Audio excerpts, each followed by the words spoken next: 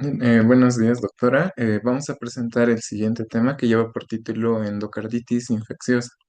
Los integrantes del grupo es mi persona de Mara Lalmita Alvarado y Juan Diego Valentino Cayopas.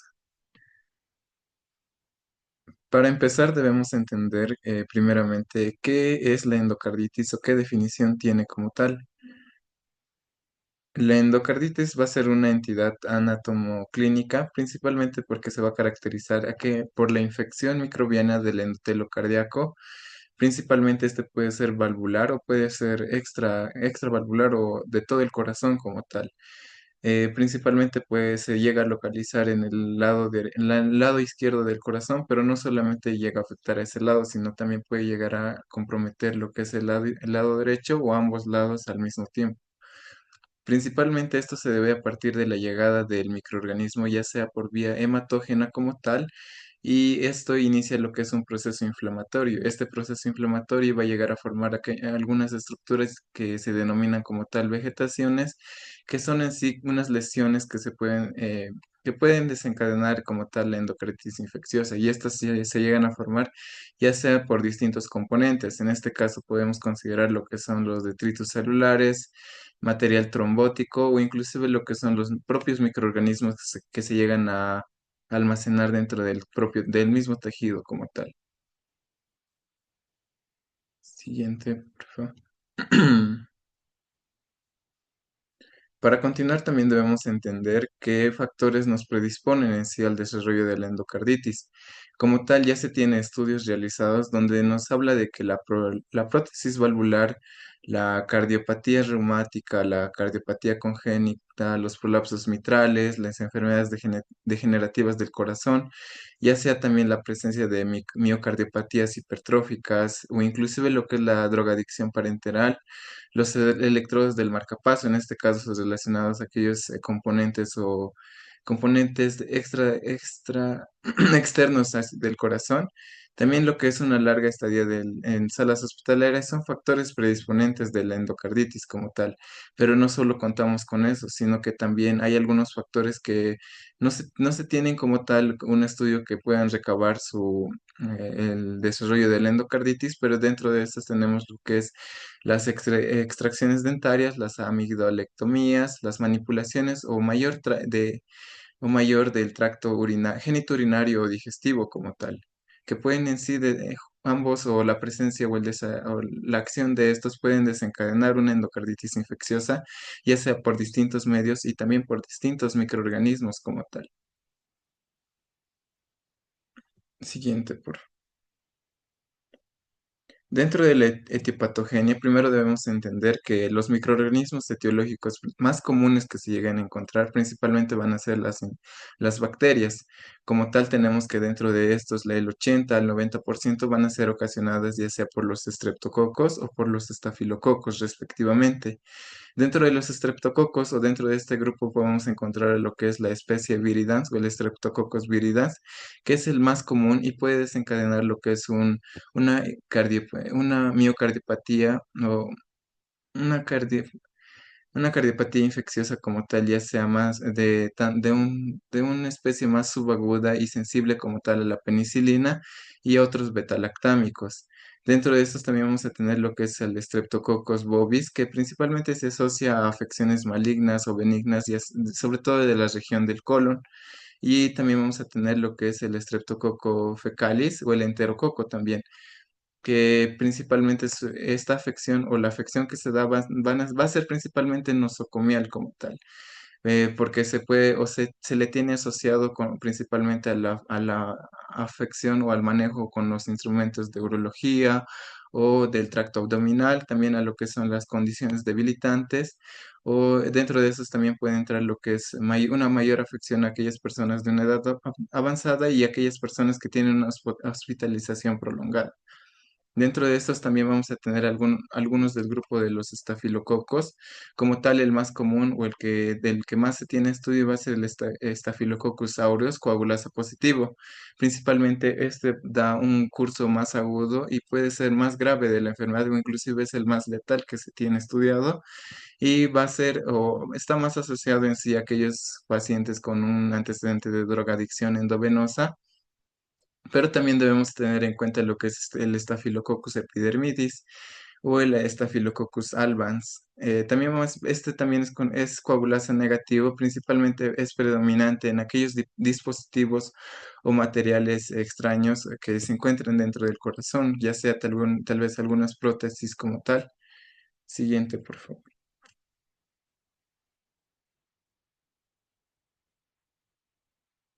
Para entender principalmente cómo se va desencadenando toda la afección a nivel del corazón, debemos entender dos cosas principalmente, que va a ser la lesión endotelial y también la carga del microorganismo que se tiene. En este caso vamos a ver que por lado de la lesión endotelial vamos a ver que puede corresponder a distintos mecanismos. Dentro de estos tenemos lo que es los fenómenos hemodinámicos, también lo que son los inmunocomplejos como tal o los estados de hipercoagulabilidad que pueden afectar al endotelio. Además de que debemos tener en cuenta que puede existir lo que es un traumatismo directo que puede dañar el endotelio y como tal puede ser el punto de apertura para el ingreso del microorganismo. Dentro de estos componentes, la lesión endotelial ya permite o da paso en sí a la formación de un trombo fibrino plaquetario que va a estar adherido a, como tal al endotelio vascular y esto da paso en sí a formar lo que son aquellas estructuras que pueden migrar o pueden dañar al organismo. Pero también debemos tener en cuenta al microorganismo que puede desencadenar o que puede desarrollar como tal endocarditis infecciosa. Dentro de estos podemos tener a microorganismos ya sea como tal que pueden corresponder por parte de la lesión de la piel o mucosas o también de lo que es un foco séptico como tal. Estos microorganismos llegan a viajar o invadir como tal al torrente sanguíneo y pueden desencadenar ya pueden desarrollar lo que es una bacteremia. Una vez encontrados, ya sea dentro del torrente sanguíneo, van a empezar a adherirse y colonizar, van a empezar a colonizar como tal sobre estos puntos de lesión que estamos encontrando. Una vez que ingresen por en sí como tal por el punto de lesión, pueden llegar a viajar, pueden llegar a afectar principalmente al punto donde hay mayor flujo sanguíneo, que es el corazón. En este caso, dañando ya sea dependiendo del punto de ingreso donde se esté dando, pueden empezar a dañar ya sea el lado derecho o el lado izquierdo del corazón. Como tal, cuando estos microorganismos llegan a ingresar o llegan a estar en el sitio de lesión endotelial, van a empezar a producir lo que es una vegetación séptica. Esta vegetación séptica puede desencadenar en sí múltiples factores, ya sea como tal, en este caso, la fragmentación o el desprendimiento, y esto puede desencadenar el viaje hacia otras estructuras o hacia otras regiones del propio organismo como tal.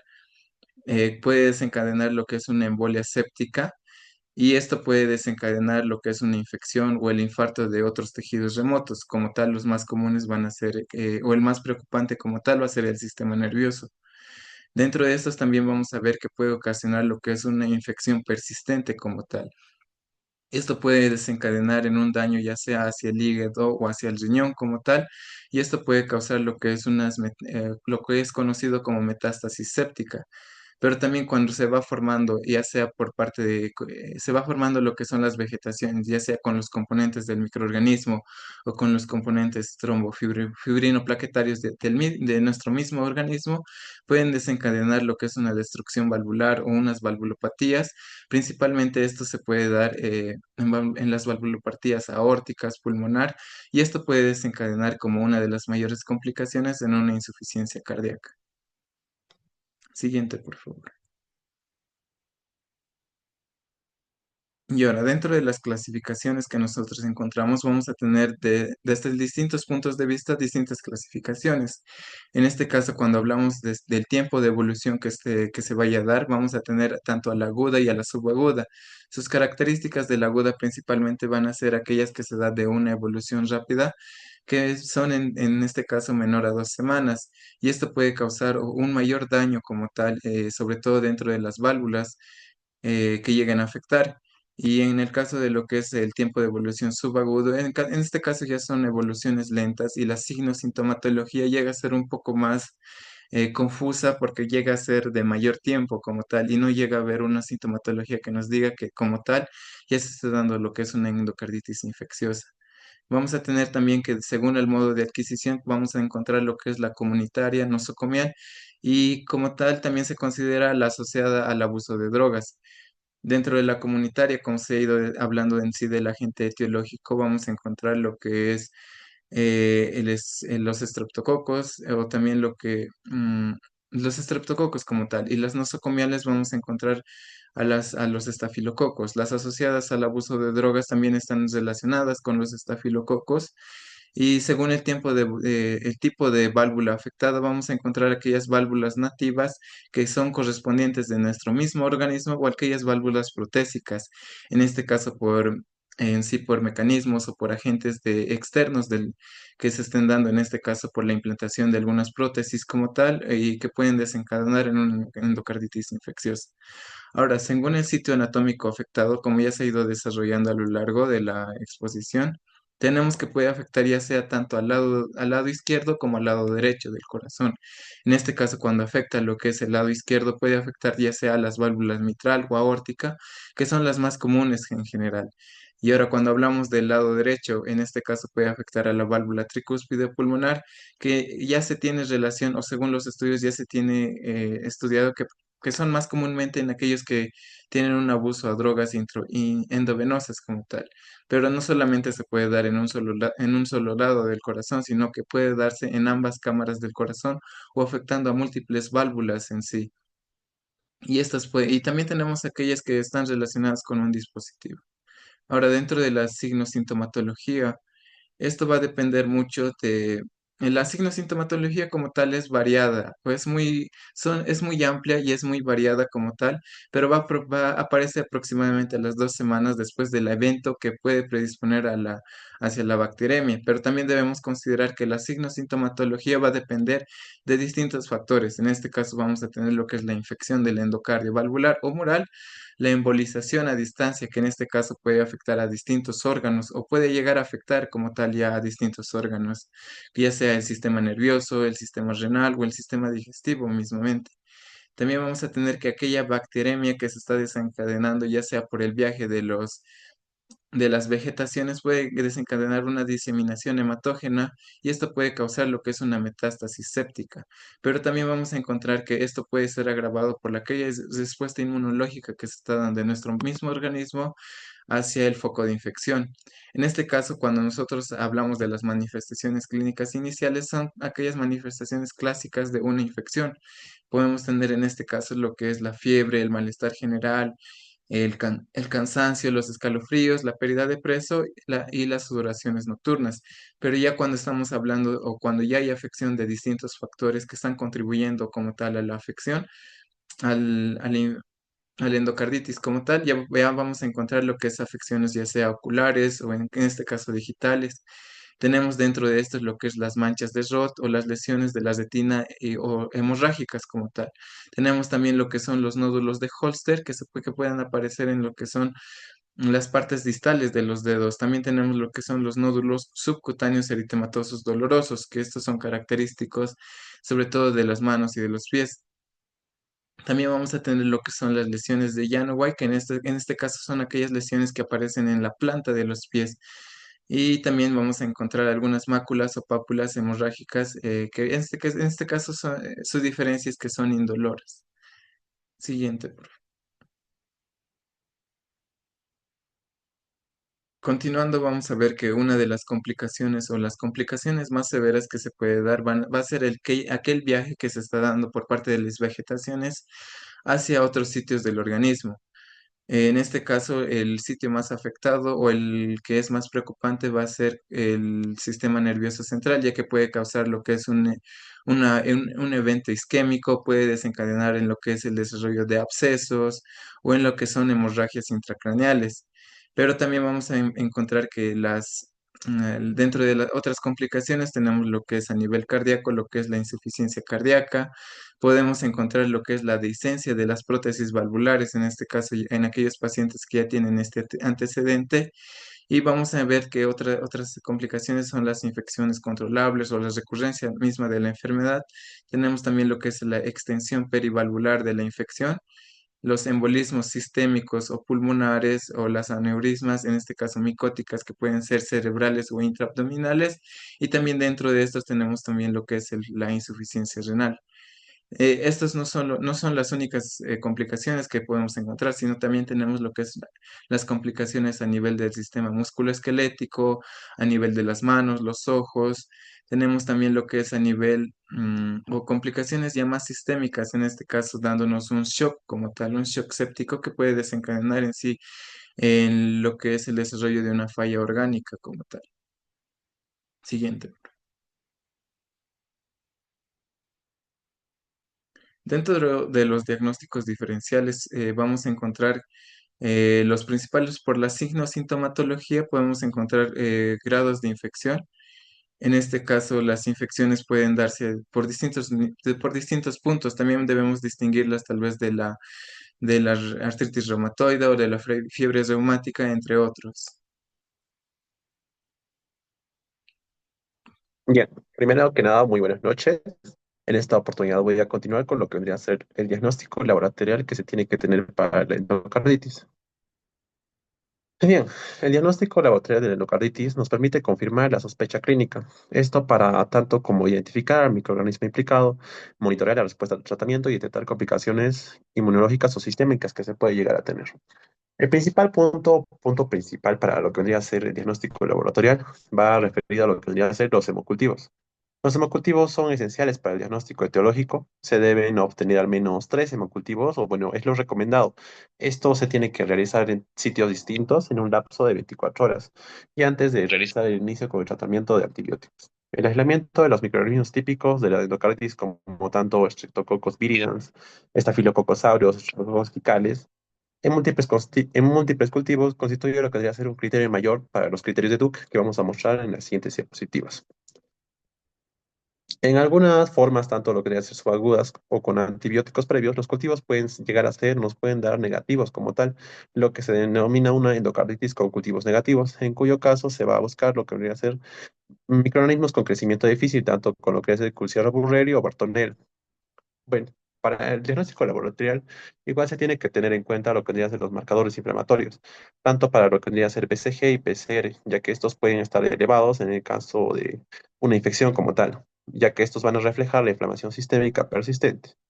La BCG puede superar tanto lo que vendría a ser los 100 milímetros por hora en casos subagudos, cuando un marcador, bueno, esto resultando como un marcador útil, lo que vendría a ser el seguimiento que podamos llegar a tener de los pacientes, siendo que la PCR es mucho más sensible a cambios agudos, ya que ésta responde antes de iniciar el tratamiento. Uno de los hallazgos frecuentes que podemos también encontrar en los análisis laboratoriales es que algunos pacientes pueden llegar a presentar tanto una anemia normocítica normocrómica, también puede aparecer que los pacientes tengan una leucocitosis moderada, una trombocitopenia leve y un factor reumatoide positivo.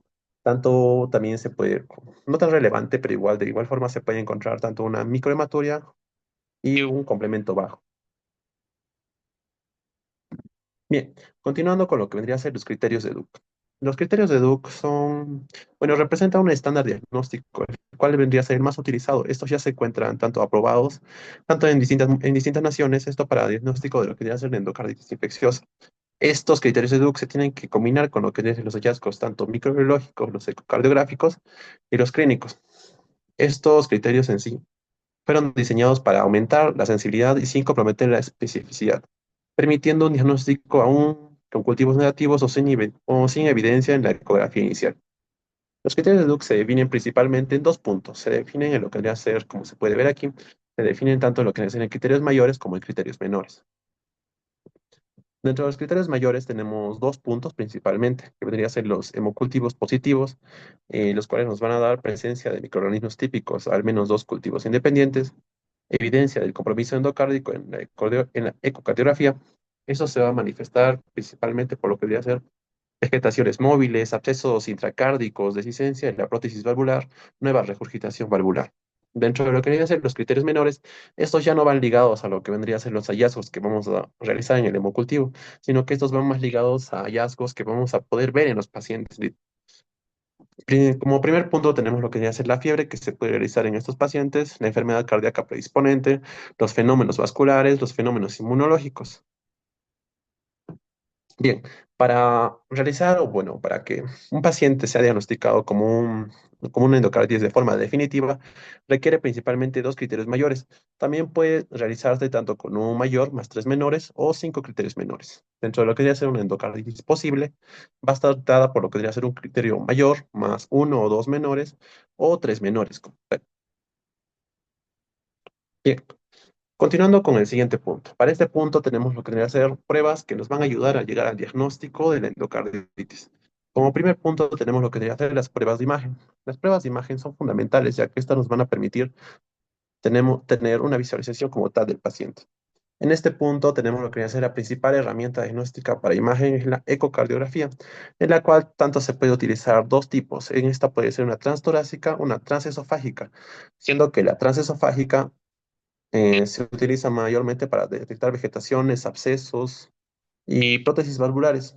Dentro de lo que es la transtorácica, esta se utiliza de primera línea, ya que esta es no invasiva y es útil en válvulas nativas.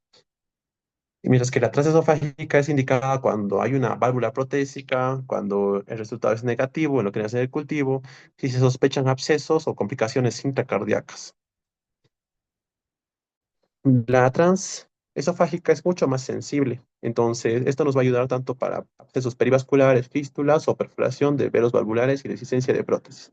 Dentro de los hallazgos típicos que podemos llegar a tener, se puede hallar tanto lo que es el vegetaciones, en este caso las vegetaciones se van a representar como masas móviles hipercoicas adheridas a lo que va a ser válvulas o dispositivos, tanto abscesos, que son cavidades sin flujo ni movilidad, y la dehiscencia, que es la separación parcial de una prótesis valvular. Otros estudios, pero que no son tan específicos, en este caso se puede realizar tanto una tomografía y una resonancia magnética. Esto se utiliza para detección de embolias sépticas en lo que ya es el sistema nervioso central, el pulmón o el vaso. Bien, y como siguiente punto tenemos lo que es hacer una comparación tanto de lo que es el diagnóstico definitivo y el diagnóstico posible. La categorización diagnóstica permite tomar decisiones terapéuticas en cuanto a favor o progresión del paciente. Un diagnóstico definitivo se puede dar si es que el paciente está confirmado por los criterios de Duke, ya sean dos criterios mayores o combinación de mayores y menores, o bien tanto por un hallazgo histopatológico tras la cirugía o autopsia. Este hallazgo nos tiene que evidenciar la presencia de microorganismos o vegetación en lo que le hace tejido valvular. Un diagnóstico posible va a dar, o bueno, se va a basar principalmente en la suma parcial de los criterios de Duke que tenemos. Esto ya va a ser tanto de un criterio mayor, más uno o dos menores o tres menores, como ya se ha mencionado con anterioridad. Este aplica en pacientes con cuadro clínico compatible, pero sin confirmación microbiológico-ecográfica. Este punto, bueno, este diagnóstico posible se basa principalmente en los criterios de Duke que se mencionaron. Sin embargo, no hay una confirmación como tal, tanto imagenológica ni tanto lo que no hace los cultivos. Este enfoque va a permitir que no retrasemos el tratamiento y lleguemos a un mejor diagnóstico tanto de lo que deben ser todos los pacientes que presenten endocarditis. Como siguiente punto, tenemos lo que debe ser el tratamiento farmacológico. Este tratamiento farmacológico se basa principalmente en lo que vendría a ser en un tratamiento empírico como tal. Esto va a ser tanto, es un tratamiento que se utiliza, bueno, un tratamiento empírico se basa en la prevención del agente causal más frecuente que se tiene para la endocarditis. En este caso se puede utilizar tanto lo que vendría a ser ampicilina con sulbactam, como se menciona, como se puede ver en lo que vendría a ser esta tabla, podemos utilizar la amoxicilina con ácido carbolánico o vancomicina con gentamicina. Esto va a ir enfocado para hacer un tratamiento empírico como tal. Bien, esto se va a dividir tanto en lo que viene a ser una válvula nativa y una válvula protésica. En caso de una válvula nativa se utiliza lo que viene a ser vancomicina más ceftriaxona, mientras que si es una válvula protésica se utiliza vancomicina más gentamicina y rifampicina. Bien, como siguiente punto vamos a tener lo que viene a ser el tratamiento según el agente causal, o esto va a ser una terapia más dirigida al agente causal, esto para llegar a una mejor resolución del problema como tal. Esto se va a ajustar según el agente causante, ya sea Streptococcus viridans, Streptococcus aureus. Para un Streptococcus viridans se puede utilizar penicilina G o ceftriaxona más gentamicina. Para un Staphylococcus aureus podemos utilizar oxacilina, vancomicina. Y para un enterococo se podría utilizar ampicilina más gentamicina o vancomicina más ceftriaxona. El tratamiento promedio para lo que debería ser va de entre las 4 a 6 semanas. Para 4 semanas para una válvula nativa y un germen sensible, y 6 semanas o más para una válvula protésica o infecciones complicadas. Bien, después tenemos lo que ya es el tratamiento quirúrgico. Hasta un 50% de los pacientes con endocarditis requieren una intervención quirúrgica, ya sea de urgencia o puede ser tanto de lo que ya sea electiva.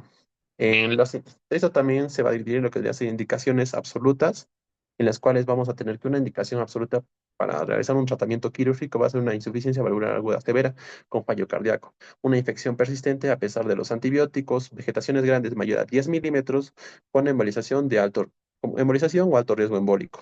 También si es que tiene abscesos perialvulares o si es que hay una endocarditis protésica complicada. Dentro de lo que deben ser los objetivos quirúrgicos que se tiene para estos pacientes es la erradicación del foco infeccioso, la reconstrucción valvular y la restauración de la que debería ser la función hemodinámica que se puede presentar en estos pacientes. Bien, continuando con el punto del seguimiento y la evolución. El seguimiento del paciente se debe realizar tanto lo que debe ser sistemático e interdisciplinario. Esto durante y después del tratamiento. Durante la hospitalización podemos realizar un monitoreo diario del paciente, cultivos seriados, seguimiento de la BCG y PCR. Y también se puede realizar lo que se hacer ecocardiogramas de control. Esto para verificar el estado del paciente. En caso de que el paciente tenga complicaciones frecuentes, o bueno, las complicaciones más frecuentes que se pueden llegar a dar, puede ser que el paciente llegue a tener una insuficiencia cardíaca, embolias sépticas, una glomerulonefritis o unos aneurismas como tal. Después del alta se puede realizar unas evaluaciones mensuales al paciente, esto ya no de forma seguida, sino que sería de forma mensual por al menos unos 6 meses. Repetir ecocardiogramas y en caso de que haya pacientes con válvulas protésicas, se realiza lo que debería ser un seguimiento anual. Bien, después tenemos lo que debería ser la profilaxis. En este caso, este profilaxis se va a dividir tanto en lo que debe ser recomendado y no recomendado. Esto va basándose en lo que deben hacer los pacientes. En caso de que haya procedimientos dentales, sí es recomendada como tal, tanto lo que debe hacer en una endocarditis previa, en prótesis valvulares, en materiales protésicos, tanto en pacientes que tengan cardiopatía congénita o cianótica, y también en receptores de trasplante cardíaco con valvulopatía. En los pacientes que no esté indicada la profilaxis, serían en procedimientos respiratorios, tanto lo que hace una broncoscopía sin biopsia, también no se recomienda endoscopias digestivas, ni tampoco en pacientes que tengan intubación, sondaje o ecocardiografía transesofágica sin infección. Bien, y con ese punto finalizaríamos nuestra presentación acerca de lo que hace la endocarditis. Muchas gracias por su atención.